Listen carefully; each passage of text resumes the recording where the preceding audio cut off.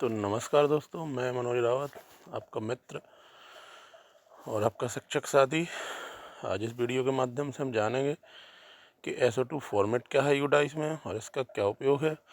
SO2 format उन छात्रों के लिए है जो किसी वजह से डाइस में नहीं जुड़ पाए हैं या उन्हें उनकी क्षमताओं और उनकी योग्यता के अनुसार RT एक्ट के तहत सीधा कक्षा 1 के अलावा अन्य कक्षाओं में प्रवेश दिया गया है, या ऐसे बच्चे जो किन्हीं कारणवश यूडाइस में नहीं जुड़ पाए हैं और उनकी प्रोफाइल क्रिएट नहीं हुई है और उनका PEN नंबर जारी नहीं हुआ है।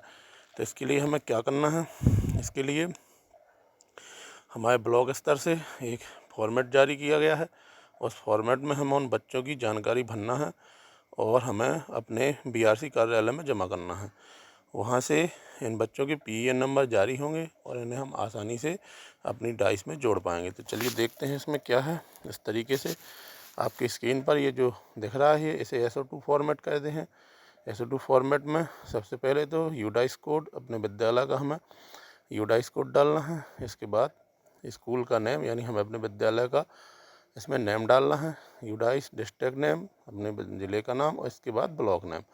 और हमें ध्यान रखना है कि जो भी जानकारी हमें इसमें भरना है वो कैपिटल लेटर्स में ही भरना है। तो सबसे पहले क्या है, क्लास एंड सेक्शन। इसके बाद है स्टूडेंट पर्टिकुलर्स, जिसमें मेंशन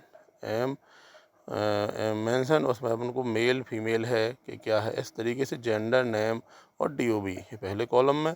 इसके बाद दूसरे कॉलम में हमें भरना है उनकी पेरेंट डिटेल, यानी माता पिता का नाम, और तीसरे में जो है उसका आधार नंबर। उसके बाद स्टूडेंट में जो आधार कार्ड है उस पर उसका नाम क्या है। इसके बाद एडमिशन डेट है ना, प्रेजेंट डेट, किस डेट में हमने उसको यहाँ पे दाखिल किया है, हमें ये भी इसमें दर्शाना है।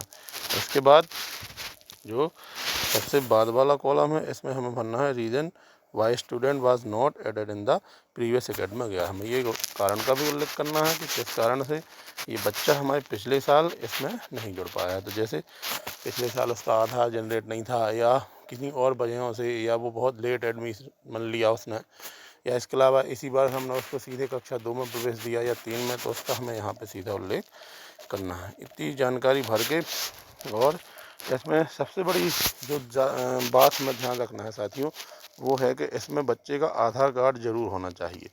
आधार कार्ड में उसकी जो जन्म तिथि है, नाम, जेंडर इत्यादि बिल्कुल सही होना चाहिए। अगर ये सही नहीं है तो पहले हम उसको सही करवा लें, उसका अपडेट करवा लें जो उसका जन्म प्रमाण पत्र है उसके आधार पर।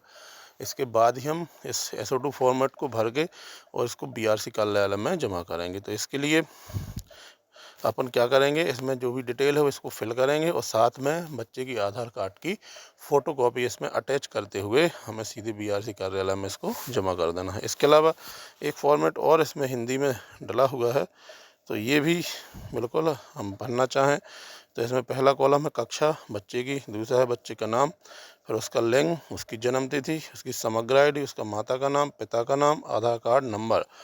आधार कार्ड नंबर के बाद उसकी जाति और उसका दाखिला क्रमांक, कितना दाखिला है, नेशनल कोड अगर उसका है तो, और इसके बाद किस स्कूल से वो TC लेके आया है, और डाइस कोड। अगर वो TC लेके आया है अपने पास तो वो किस विद्यालय से आया है, हमने सीधा प्रवेश दिया है तो हमें यहाँ जहाँ TC का ऑप्शन है उसको हमें यहाँ लिख देना है कि इसको हमने सीधा प्रवेश कक्षा 2 में दिया है। तो ये बहुत ही उपयोगी SO2 फॉर्मेट है। इसको हम जल्द से जल्द कंप्लीट करके अपने संबंधित BRC कार्यालय में इसको जमा करें, ताकि जो हमारे यूडाइस में जुड़ने के लिए जो वंचित हैं बच्चे वो जुड़ पाएँ। तो इसके लिए हमें जल्द से जल्द ये भर के और अपने BRC कार्यालय में इसको जमा करना है। तो उम्मीद है कि ये जानकारी आपके लिए बहुत उपयोगी होगी।